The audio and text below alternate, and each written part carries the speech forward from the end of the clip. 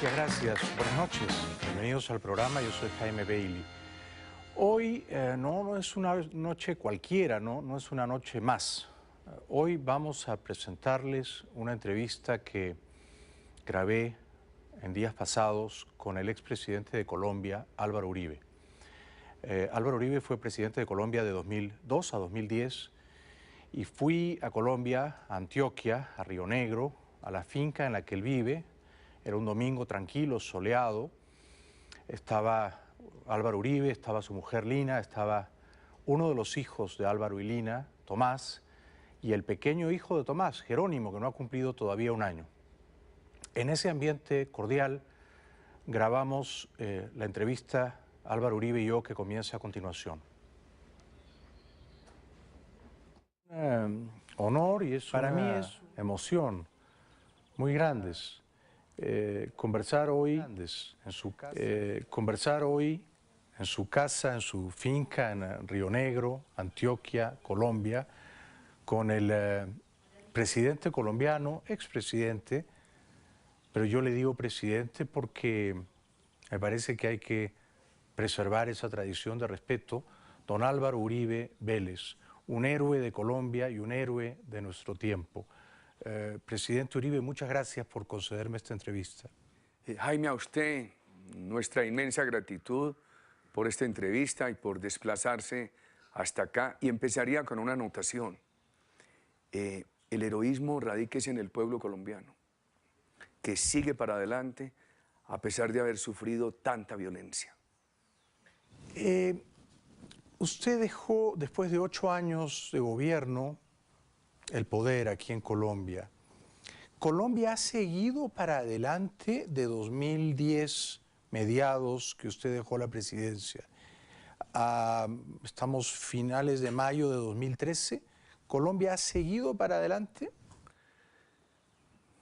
¿Qué le digo? Voy a tratar de ser lo menos subjetivo posible. ¿Qué Colombia dejamos nosotros? Una Colombia en buenas tendencias, pero no convertida en un paraíso. Nosotros trabajamos fundamentalmente 3 políticas. La seguridad, veníamos mejorando, la inversión, creciendo mucho, y la política social, también mejorando. 3 políticas, la seguridad y la inversión como medios, la política social como fin y como validadora de las 2 primeras. El actual gobierno de Colombia se comprometió a darle continuidad a esas políticas. Y por eso fue elegido. Diría yo que gran parte de los electores del presidente Santos votaron por él, por su compromiso con esas políticas. Más aún, diría yo que hay un fenómeno político importante para analizar, que tiene 2 elementos. Pienso que la elección del presidente Santos en la vida moderna colombiana se constituye en la elección en la cual más ha influido el gobierno anterior. Y el segundo elemento de ese fenómeno político es el caso electoral colombiano en el que la mayor parte de votantes han llegado a votar por unas políticas. ¿Ha seguido Colombia con esas políticas? ¿Se han desviado algo? Pues se ha deteriorado la seguridad, le han creado pánicos a la inversión, las políticas sociales podrían ir mejor. Yo diría que el país podría ir mejor. Todavía hay una inercia de lo que venía, hay una gran fuerza. Este país, por ejemplo, pasó de tener 22 billones de dólares entre inversiones extranjera y doméstica en el 2002 y en el 2012 tuvo 90. Ese es un gran salto. Entonces, yo diría que el país no está mal, pero podría ir mejor. Es un país, la Colombia de hoy de Juan Manuel Santos, que fue su ministro de Defensa y que llegó a la presidencia gracias a usted y a todos los que, votando por Santos, querían rendirle un tributo de gratitud a usted. La Colombia de hoy es un país tan seguro, tan estable, tan confiable como el país que usted dejó hace 3 años, presidente Uribe. Nosotros no pudimos dejar un país totalmente seguro, pero habíamos mejorado mucho. Y lo que sí se creó fue un gran cambio en la manera de pensar de los colombianos.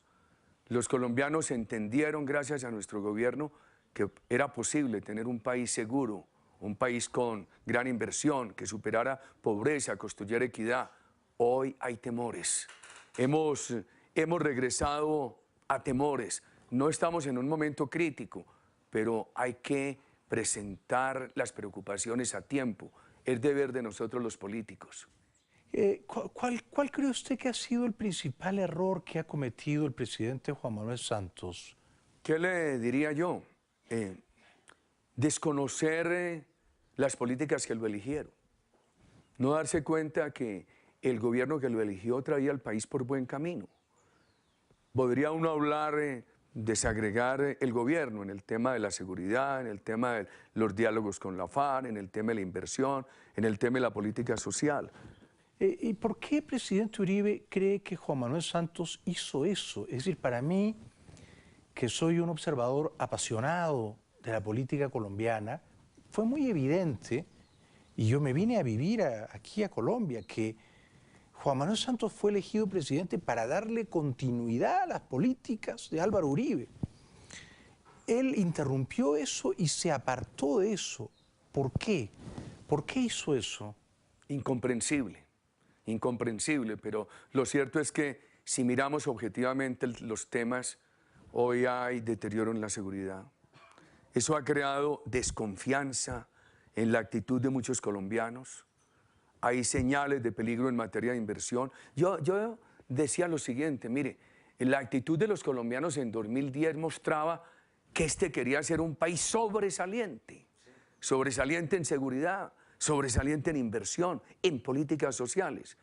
Mi temor es que el gobierno Santos lo trae de una actitud en la cual Colombia quería sobresalir a un nuevo estado de mediocridad, que es bien preocupante. Interesante palabra. ¿Diría usted entonces que el gobierno de Juan Manuel Santos se podría describir como uno mediocre, complaciente? Yo no calificaría el gobierno, sino sus políticas. Sus políticas. Y me parece que las políticas del gobierno Santos están produciendo ese impacto en la mentalidad de los colombianos. En 2010 Colombia era un país que iba bien, pero no sobresaliente. Pero sí había una actitud de los ciudadanos que quería hacer de Colombia un país sobresaliente. Y me parece que las políticas del presidente Santos vienen cambiando eso. Vienen creando en la ciudadanía nuevamente un espíritu de decir, vamos por un camino de mediocridad.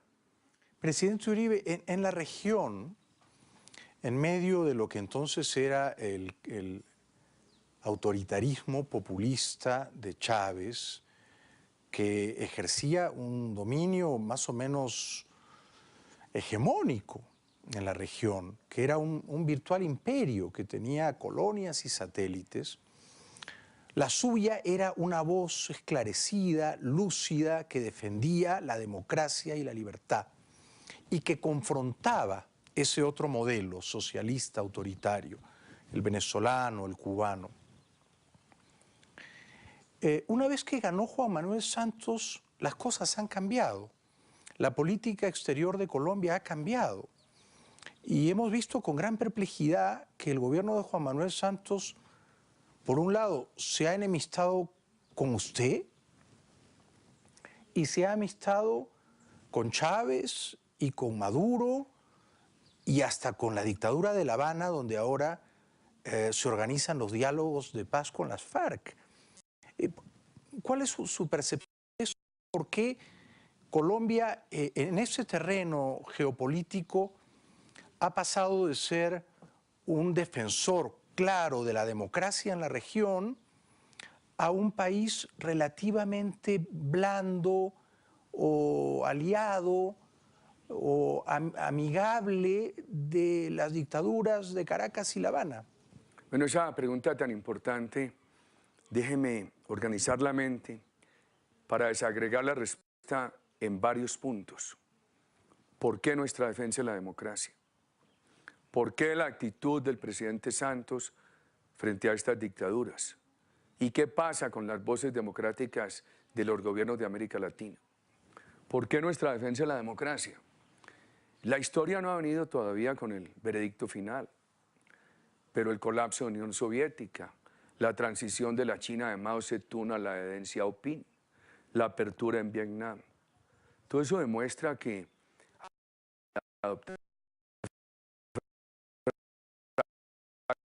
fracasaron fundamentalmente está ligada a nivel de vida. Por falta de valores democráticos de iniciativa privada, todos esos países vieron un gran rezago del nivel de vida. Y eso llevó además a la caída del muro de Berlín, etc. Esos socialismos contemporáneos, como el de Cuba, ha sido otro fracaso. Lo único que Cuba puede reivindicar es que eliminaron la pobreza absoluta, pero condenaron a todos los cubanos a ser pobres. Y han vivido por subsidios, no por creación de riqueza. Han vivido por el subsidio soviético, por el subsidio de Venezuela, y las cuentas indican ahora que están recibiendo más o menos 5.000 millones de dólares al año de transferencias desde los Estados Unidos. O sea que allí no hay ninguna creación de riqueza. Mire lo que ha hecho Venezuela. Venezuela tiene que importar el 70% de los alimentos que consume. Ha acabado la capacidad adquisitiva del pueblo venezolano. Han eliminado 200.000 empresas de las 600.000 que existían. Las reformas que ha introducido el chavismo en materia social, no digamos que son buenas o malas, las introdujo, pero no son sostenibles, a pesar de que tienen petróleo, por falta de iniciativa privada. Los valores democráticos son un camino de superación de pobreza, construcción de bienestar y de mejoramiento de la equidad distributiva. Segundo, ¿por qué el presidente Santos ha dado ese cambio? Inexplicable. ¿Por qué como periodista y como ministro era el más duro crítico del régimen de Cuba? El más duro crítico. Lo recuerdo.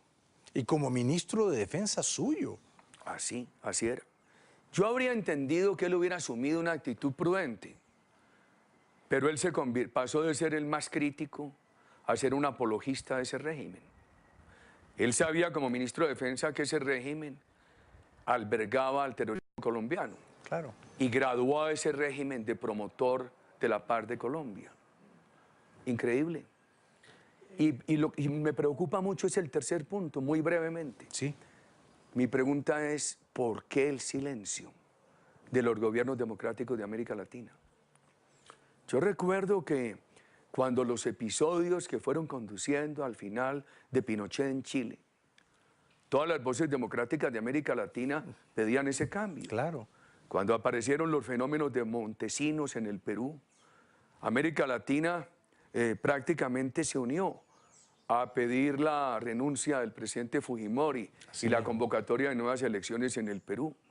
Y yo me pregunto, ¿por qué este silencio de las voces democráticas, esta permisividad con la dictadura cubana, con la dictadura del régimen de Venezuela? ¿Por qué esta falta de solidaridad con la oposición venezolana ante el fraude y la violencia de la dictadura? Hay una grave falla. En el continente hay voces muy radicales que defienden la dictadura de Maduro y la de los Castro, pero hace falta voces que desde los gobiernos defiendan los valores democráticos. Y en ese sentido, permítame preguntarle, presidente Uribe, ¿usted se arrepiente de haber confiado en Juan Manuel Santos como candidato presidencial de las fuerzas que lo llevaron el año 2010 a ser presidente? ¿Fue un error de cálculo? ¿Pensó que él era leal y se encontró luego con una persona que tenía su propia agenda? Jaime, yo creo que yo soy muy mal político. Además soy un provinciano. Confío en las gentes. Y los colombianos me dan la razón de confiar en las gentes, porque los colombianos son cumplidos. ¿Usted confiaba en él? Como confío en los colombianos. Este caso del presidente Santos, estos cambios yo no los sabría analizar. En una conversación que tuve hace no mucho con alguien que trabajó en nuestro gobierno y que está hoy en este tema del presidente Santos, le dije, hombre, es que me parece que el gran error del presidente Santos, de fulano y el suyo, fue haberse metido a nuestro gobierno. Ustedes no creían en nuestro gobierno, solamente lo utilizaron.